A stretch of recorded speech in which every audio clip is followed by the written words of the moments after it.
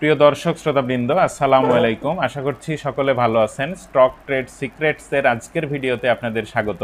আপনারা জানেন যে আমাদের মার্কেটে ৩৯২টা স্টক লেনদেন হয় বা ৩৯২টা স্টকের টার্নওভার আমরা দেখি। এই ৩৯২টা স্টকের ভিতরে ১০০টা স্টক অর্থাৎ সেঞ্চুরি করেছে জেড ক্যাটাগরি। ১০০টা স্টক জেড ক্যাটাগরিতে লেনদেন হচ্ছে। এর মধ্যে অনেক ভালো স্টক ছিল যেগুলি ডিভিডেন্ড দিতে পারেনি, এজিএম করতে পারেনি, অথবা নির্দিষ্ট ৩ মাস অন্তর অন্তর তাদের যে বোর্ড মিটিং সেটা করতে পারে না, যে কারণে বিভিন্ন বাধ্যবাধকতার কারণে এই স্টকগুলিকে জেড ক্যাটাগরিতে পাঠানো হয়েছে এবং এখন জেড ক্যাটাগরিতে লেনদেন হচ্ছে, সেখান থেকেও টার্নওভার হয়, সেগুলি ভালো রিটার্নও দেয়। তাহলে এই জেড ক্যাটাগরির যে ১০০টা স্টক আছে, এই স্টকগুলির মধ্যে যে সকল স্টকে সবচেয়ে বেশি টার্নওভার হয়েছে সেই স্টকগুলি থেকে কয়েকটা স্টক আমি আলোচনা করার চেষ্টা করব, প্রাইসগত দিক থেকে কী অবস্থায় আছে এবং ওই স্টকগুলিতে যারা বিনিয়োগকারী আছেন আমার ভিডিও থেকে তারা সিদ্ধান্ত নিতে পারবেন যে আপনারা পরবর্তী দিনগুলোতে কি করবেন।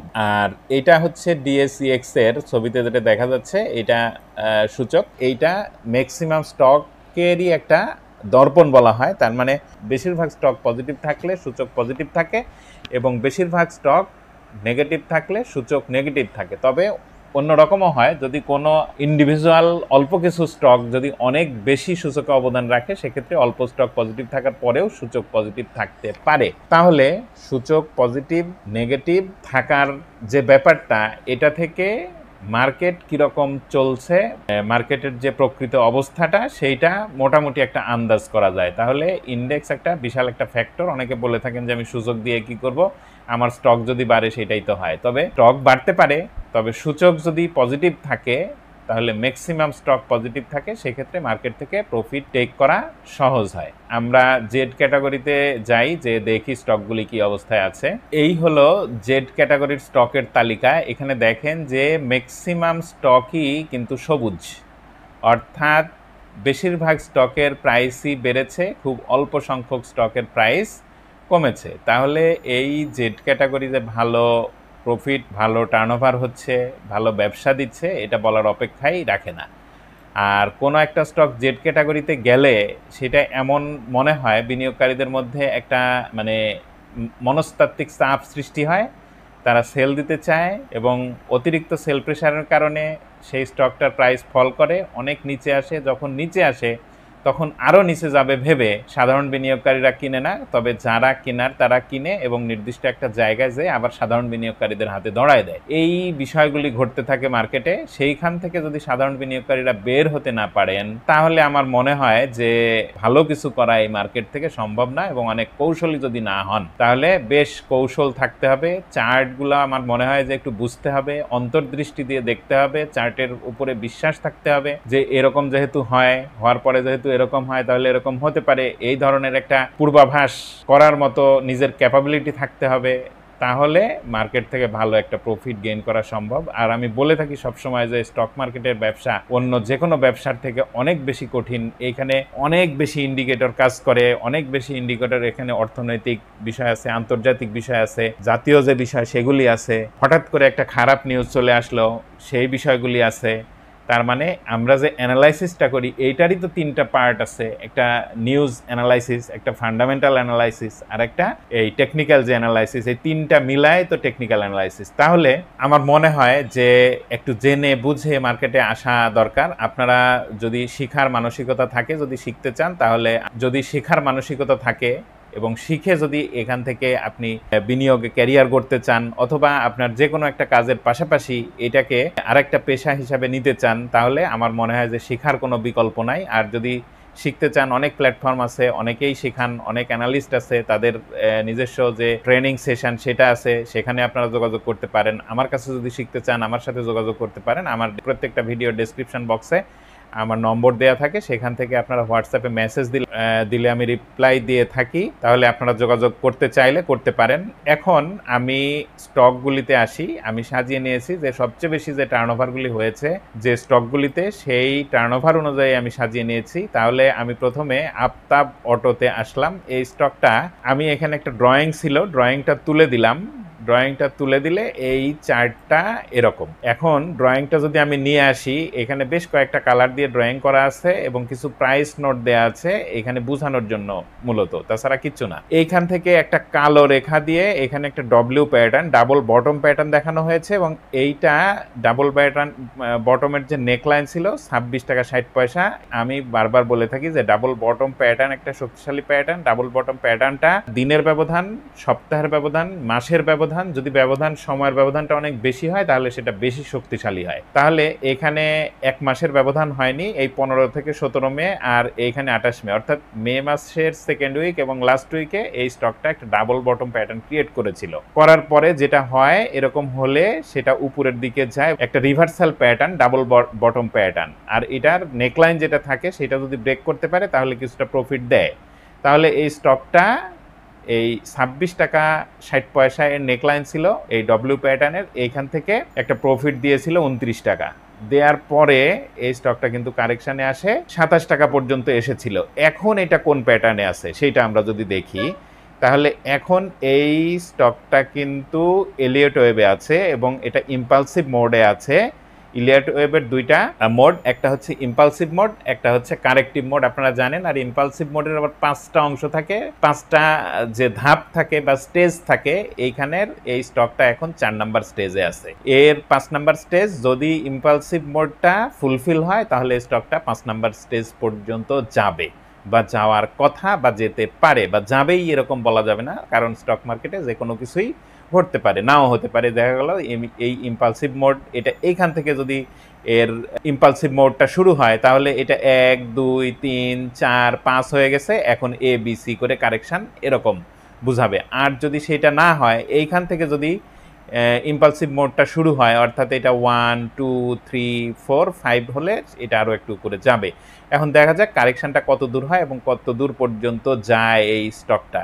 আর যদি এই 5 পর্যন্ত যায় তাহলে কীরকম হতে পারে, আর এখন কত দূর এসে সাপোর্ট নিতে পারে সেইটা একটু দেখানোর চেষ্টা আমি করেছি।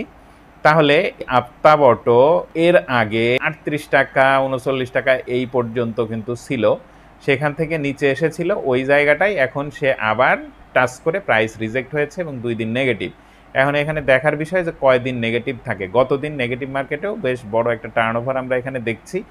এখন এই ইম্পালসিভ মোডের যেহেতু 4 নাম্বার ফেজে আছে আপ্তাবটো, তাহলে এখান থেকে আরও একটু কমে যাওয়ার সম্ভাবনা আছে। এখন দেখার বিষয় যে কতটুকু কমবে। এইটা 31 টাকা থেকে 33 টাকা এই পর্যন্ত এসে একটা সাপোর্ট পেলেও পেতে পারে। আর এখানে যদি সাপোর্ট পায় এবং এটা রিভার্স করে তাহলে এটা 4 নাম্বার স্টেজটা ফুলফিল হবে এবং 5 নাম্বার স্টেজ শুরু হবে। 5 নাম্বার স্টেজ যদি শুরু হয় তাহলে 3 যেখান থেকে কারেকশানে এসে 4 হলো, তার উপরে যাবে, অর্থাৎ 38 টাকার উপরে তখন এটা যেতে পারে। তবে দেখার বিষয় যে কোত্থেকে এই স্টকটা পজিটিভ হচ্ছে। 38 টাকা ব্রেক করার পরে এই স্টকটার যে ইম্পালসিভ মোড সেটা শেষ হয়ে যাবে, আর সেটা যদি শেষ হয় তাহলে এই স্টকটা এ বি সি এভাবে করে কারেকশান হবে। এ বড় ধরনের একটা কারেকশান হয়, বিটা সামান্য একটু সাইডওয়েতে অথবা অল্প কিছু প্রফিট এখানে দেয় যদি সেটা বুঝে ধরা যায়, আর এরপরে সিটা বড় একটা কারেকশন হয়, তারপরে এটা আবার এখানে একটা বটম ক্রিয়েট করে সেই স্টকটা আবার উপরের দিকে যাওয়ার একটা সম্ভাবনা তৈরি করে। এইখানে ইলিয়ট ওয়েবের শেষে যে কারেকশনটা হয় এটা কিন্তু এই জায়গাটা যদি দেখেন এভাবে করে একটা head and shoulder pattern create হয়ে যায়, এবং head and shoulder pattern create হলে যখন শোল্ডারটা ক্রিয়েট হয় তখন একটা ডিপ কারেকশানে একটা স্টক যায়। এই সি অংশটুকু কারেক্টিভ মোড এই ইলিয়ট ওয়েবের, সেইটার সিটা এই শোল্ডার প্যাটার্নটা আসে, শোল্ডারের পরে যে কারেকশনটা আসে সেইটা। তাহলে আপ্তাবটো যদি এলিয়ট ওয়েবটা ফুলফিল করে 4 নাম্বার স্টেজটা কারেকশনের পরে যদি পজিটিভ হয় তাহলে আরেকটু উপরে যাবে। সেক্ষেত্রে দেখতে হবে যে এই স্টকটা এর আগে কোন জায়গাগুলি থেকে নেগেটিভ হয়েছিল, তাহলে এটা দেখার বিষয় যে কবে পজিটিভ হচ্ছে তারপরে কোন দিকে যায়। এরপরে ওরিয়ন ফার্মা একটা অ্যাকুমুলেশন জোন এই স্টকটার, এই 24-25 টাকা থেকে 33 টাকা, এই 8-9 টাকা এই এরিয়াটা, কারণ বেশ অনেক দিন যাবত 2025 সালের 25 সাল পুরাটাই বলি, ফেব্রুয়ারি থেকে অর্থাৎ জানুয়ারির শেষ থেকে বর্তমান সময় পর্যন্ত এই স্টকটা নিচে 25 টাকা, উপরে 32-33 টাকা, এর উপরে যেতে পারেনি, গেলেও সেখানে প্রাইস ধরে রাখতে পারেনি, নিচে চলে এসেছে। আর এই জায়গাটা যদি আমরা একটু দেখি তাহলে এইখানে একটা কাপ প্যাটার্ন সে ক্রিয়েট করেছে। এখন কাপ প্যাটার্ন ক্রিয়েট করলে কি হয়, একটা হ্যান্ডেল প্যাটার্ন ক্রিয়েট হয় এভাবে করে। এখন কারেকশনটা কত দূর হবে সেটা একটা দেখার বিষয়। তাহলে এইখানে কারেকশনে এখন এই স্টকটা আছে, যদি বড় করে অল্প দিনের চার্টে আমি আপনাদেরকে এটা একটু দেখাই, যে দেখেন যে এই জায়গাটা এটা কিন্তু কারেক্টিভ মোডে এবং কারেকশনেই আছে। তাহলে এখান থেকে দেখার বিষয় যে এটা কতটুকু কারেকশন হবে। এখানে একটা ফেক হ্যামার ক্যান্ডেল ক্রিয়েট করেছিল, করে আবার বড় ধরনের একটা কারেকশন পরের দিন হয়েছে এই ওরিয়ন ফার্মা। তাহলে এই স্টকটা এখান থেকে একটা যে হ্যান্ডেলের মতো আমি দেখিয়েছি কাপের, এরকম হতে পারে। তবে দেখার বিষয় যে কারেকশনটা কত দূর আসবে। আর এইটার যে অ্যাকুমুলেশন জোন, এই উপরের যে প্রাইস নোট আমি এখানে একটা দিয়েছি, বা 33 টাকা 70 পয়সা বা 34 টাকা, এই এরিয়াটা যদি ব্রেক করে তাহলে এই স্টকটা আস্তে আস্তে উপরের দিকে যেতে পারে বা যাওয়ার সম্ভাবনা আছে। এরপরে লিব্রা ইনফিউশন, এই স্টকটা কয়েকদিন আগে একটা নিউজ এসেছে যে এই স্টকটা প্রোডাকশন বন্ধ আছে। এইখানের ক্যান্ডেলটা দেখলে যেটা বোঝা যায়, এই জায়গাটা এটা কিন্তু বায়ার সেলাররা সমান শক্তিশালী। এটা একটা স্পিনিং টপ ক্যান্ডেল, প্রাইস নিচে আসলে আবার উপরে তুলে দিয়েছে বায়াররা, এবং উপরে যখন গেছে তখন সেলাররা আবার সেল প্রেসার দিয়ে নিচে নামিয়ে দিয়েছে। এখন এই স্টকটা যেটা দেখার বিষয়, যে গত জানুয়ারি 25 সালের জানুয়ারি মাস থেকে বর্তমান সময় পর্যন্ত এই স্টকটা সর্বনিম্ন 737 টাকা ক্লোজিং প্রাইস এবং হাইয়েস্ট 845 থেকে 47 টাকা এর মধ্যে ঘুরতেছে। তাহলে এর রেঞ্জটা কতটুকু? ধরি আমি 740 থেকে 840, তাহলে 100 টাকার গ্যাপ। এই জায়গাটার ভিতরে এই স্টকটার একটা অ্যাকুমুলেশন জোন। এখন দেখার বিষয় যে এই কোম্পানিটা যখন বলা হলো যে ক্লোজড, অর্থাৎ প্রোডাকশন বন্ধ, তখন এই স্টকটার টার্নওভার, সেই নিউজ আসার পরেও এই স্টকটার প্রাইস কিন্তু ধরে রেখেছে এবং নিচে আসেনি। তবে এরকম হতে পারে যে এই স্টকটা এই জায়গাটায় মানে একটা ফেক ক্যান্ডেল ক্রিয়েট করেছে, গ্রিন ক্যান্ডেল, যদিও বুলিশ স্পিনিং টপ, পরবর্তী দিনে কমে যাবে, এরকম হতে পারে। তবে কমে যদি যায়, সেক্ষেত্রে যদি এই 740-এর নিচে নেমে না যায়, তাহলে আমি মনে করি যে এটা তখনও অ্যাকুমুলেশন জোনের মধ্যেই থাকবে। আর যদি 740-এর নিচে নেমে যায়, সেক্ষেত্রে কি হতে পারে? সেক্ষেত্রে এই স্টকটা এর আগে যেখানে এসেছিল, যেখান থেকে পজিটিভ হয়েছিল, অর্থাৎ 2024 সালের জানুয়ারি, 1.5 বছর বা তারও একটু বেশি সময় আগে 610 টাকা 11 টাকা লেভেলে এসেছিল। তাহলে এই স্টকটা যদি 740 টাকা ভেঙে নিচে নেমে যায় এই নেগেটিভ নিউজের কারণে, তাহলে 611 টাকা পর্যন্ত, 610 টাকা পর্যন্ত বা মোটা দাগে 600 টাকা পর্যন্ত আসার একটা সম্ভাবনা আছে।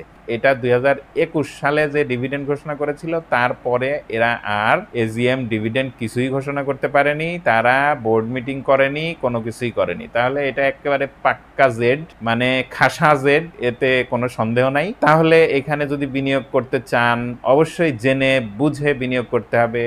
আর এরকম একটা নেগেটিভ নিউজ আসার পরেও এই স্টকটার এত টার্নওভার হচ্ছে, তাহলে কেউ না কেউ তো এই স্টকটা কিনছে। যদি না কিনে, তাহলে এত টার্নওভার হবে কেন এরকম 3 দিন প্রাইস নেগেটিভ হওয়ার পরেও? তাহলে আমরা একটু দেখি যে এর নেট অ্যাসেট ভ্যালু কত। 843 টাকা এর নেট অ্যাসেট ভ্যালু। নেট অ্যাসেটের দিক থেকে এই স্টকটা আমার মনে হয় যে ভালো অবস্থানেই আছে। তবে এরপরে কি ধরনের শাস্তিমূলক ব্যবস্থা আসবে, যেহেতু দীর্ঘদিন 2021 সালের পর থেকে তারা এজিএম করেনি, ডিভিডেন্ড দিতে পারেনি, তাহলে যে কারণেই পরিদর্শনে গেছে ডিএসইএক্স এর যে টিম, তারা একটা রিপোর্ট করেছে, সে অনুযায়ী প্রোডাকশন বন্ধ পেয়েছে। তার মানে অপারেশন বা প্রোডাকশন বন্ধ। এই বিষয়টা মনে রেখে এইখানে আপনারা সিদ্ধান্ত নিতে পারেন। এরপরে সেন্ট্রাল ফার্মা, এই স্টকটা একটা অ্যাকুমুলেশন জোন ব্রেক করে উপরের দিকে যাওয়ার একটা ইঙ্গিত দিয়েছে। আর এই স্টকটার অ্যাকুমুলেশন জোন হচ্ছে 9 টাকা 40 পয়সা থেকে 11 টাকা 20 পয়সা। খুব একটা বেশি বড় অ্যাকুমুলেশন জোন না, ছোট্ট 1-1.5 টাকার একটা গ্যাপ আর কি। রেখায় এঁকে দেখানোর চেষ্টা করেছি।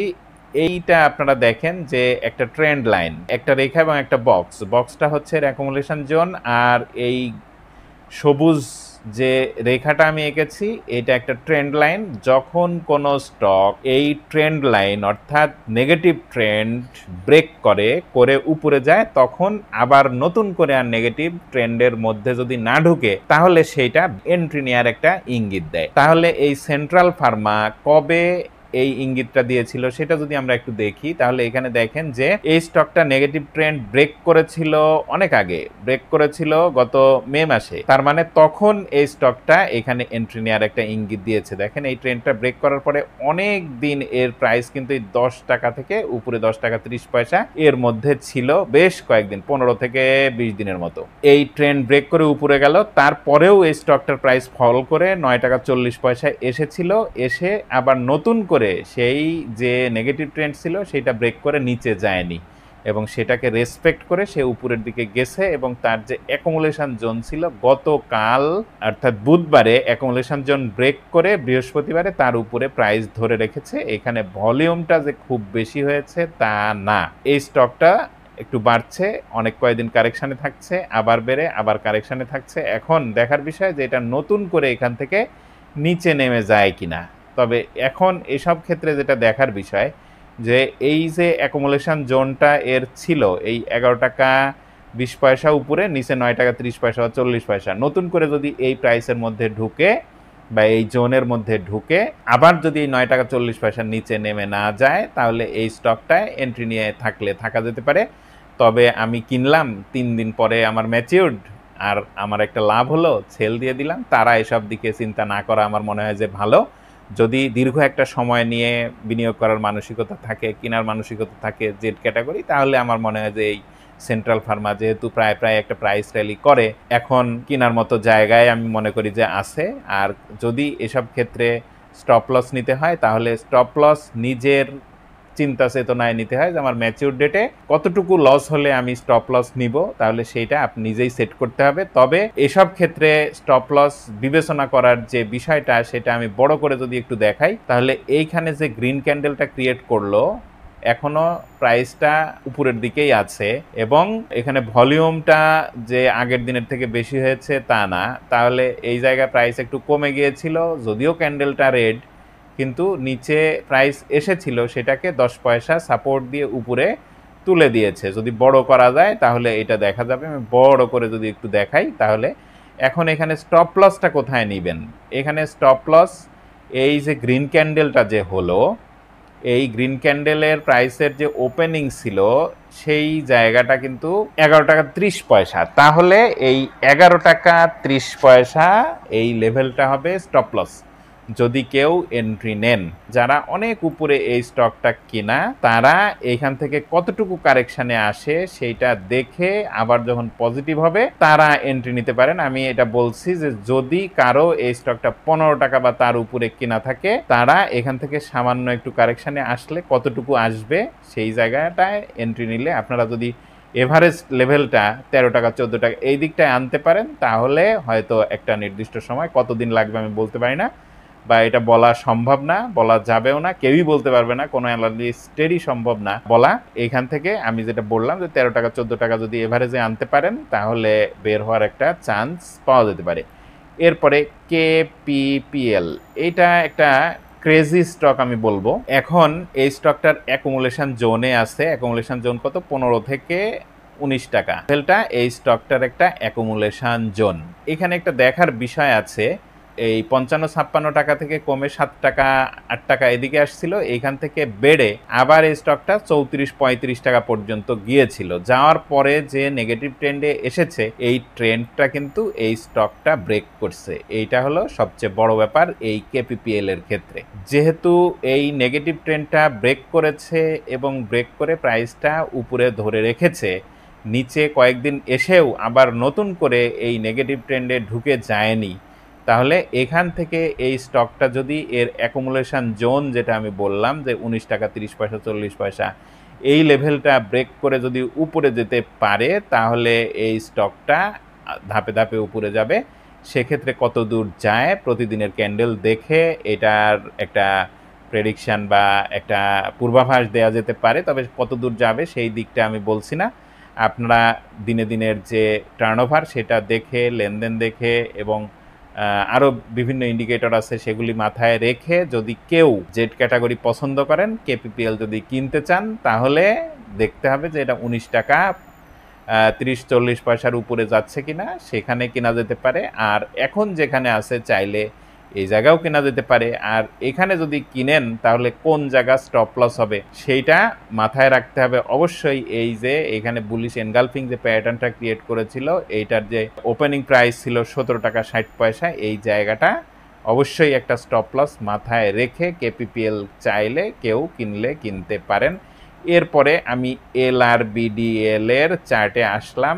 এই স্টকটার মেলা রকম ড্রয়িং এখানে আমি কয়েকটা আড়াআড়ি রেখা দিয়ে করে রেখেছি। এখানে দেখার বিষয় যে এই স্টকটা যখন একটা আপট্রেন্ডে ছিল, নেগেটিভ ট্রেন্ড থেকে পজিটিভ হয়ে আপট্রেন্ডে থাকার পরে যখন এই আপট্রেন্ডের লাইনটা ব্রেক করলো, তখন কিন্তু এই স্টকটা আবার নিচে আসা শুরু করলো। নিচে আসা শুরু করার পরে এই জায়গাটা, অর্থাৎ এই 14 টাকা উপরে, নিচে 13 টাকা 20 পয়সা, এই জায়গাটা একটা অ্যাকুমুলেশন জোন এই স্টকটা ক্রিয়েট করেছিল এবং বারবারই উপরে যেও সে প্রাইস ধরে রাখতে পারেনি, নিচে এসেছে এবং অ্যাকুমুলেশন জোনের যে লোয়ার লেভেলটা এই 13 টাকা 20 পয়সা 30 পয়সা, এর নিচে নেমে যায়নি। এখন দেখার বিষয়, এই যে trend line, negative trend line যেটা এঁকেছি, এইটা ব্রেক করেছে দুইবার। একবার ব্রেক করে আবার সে অ্যাকুমুলেশন জোনে এসেছে, কিন্তু ওই যে 13 টাকা 20 পয়সা 30 পয়সা তার নিচে নামেনি। আরও একবার সে ব্রেক করেছে গত 2 জুলাই বা এই জুলাইয়ের শুরুতে, ব্রেক করে আবার নতুন করে আবার সেই ট্রেন্ড লাইনে ঢোকেনি। এখন এটা একটা আপ ট্রেন্ডের ইঙ্গিত দিচ্ছে। এখন আপ ট্রেন্ডের ইঙ্গিত দিলে এই স্টকটা কিরকম হতে পারে সেটা যদি আমরা দেখি, এই স্টকটার যে এই যে আপ ট্রেন্ডটা ছিল অনেক বড় কারেকশনের পরে 11 টাকা বা 11.5 টাকা এই দিকটা থেকে, এই যে আপ ট্রেন্ডের যে লাইনটা, অর্থাৎ এই লোয়ার লেভেলটা এখন এর একটা রেজিস্ট্যান্স ক্রিয়েট হয়ে গেছে। পরবর্তীতে যে নেগেটিভ ট্রেন্ড, এই নেগেটিভ ট্রেন্ডের পরে তখন যখন পজিটিভ হলো, পজিটিভ হওয়ার পরে এখন কিন্তু সে একটা নতুন চ্যানেল ক্রিয়েট করেছে।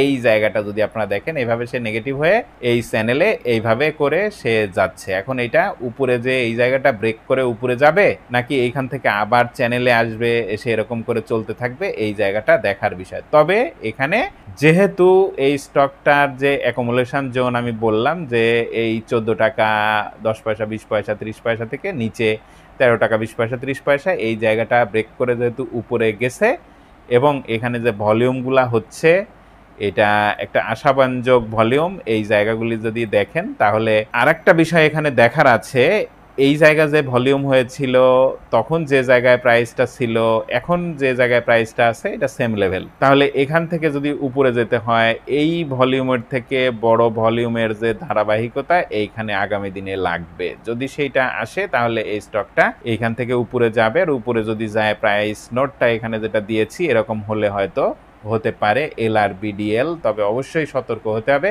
এই সকল ক্ষেত্রে যে স্টপ লসটা মাথায় নিয়ে বিনিয়োগ করতে হয় সেটা যদি একটু আপনাদেরকে বড় করে দেখাই, এখানে যে স্পিনিং টপ ক্রিয়েট করেছে, এর উপরে যদি প্রাইস ক্লোজ করতে পারে আপনি এন্ট্রি নিতে পারেন। নিলে এক্ষেত্রে স্টপ লস হবে এই স্পিনিং টপের যে লোয়ার শ্যাডো, অর্থাৎ 14 টাকা 90 পয়সা, এই জায়গাটা হবে এই স্টকটার স্টপ লস। তাহলে এই বিষয়টা মাথায় রেখে LRBDL যদি আপনারা চান তাহলে নিতে পারেন। এই ছিল আমার আজকের আলোচনা। যদি ভালো লাগে তাহলে লাইক দিতে পারেন, শেয়ার করতে পারেন এবং কমেন্ট করে জানাতে পারেন আপনার ভালো লাগা মন্দ লাগা। ধন্যবাদ সবাইকে, ভালো থাকবেন।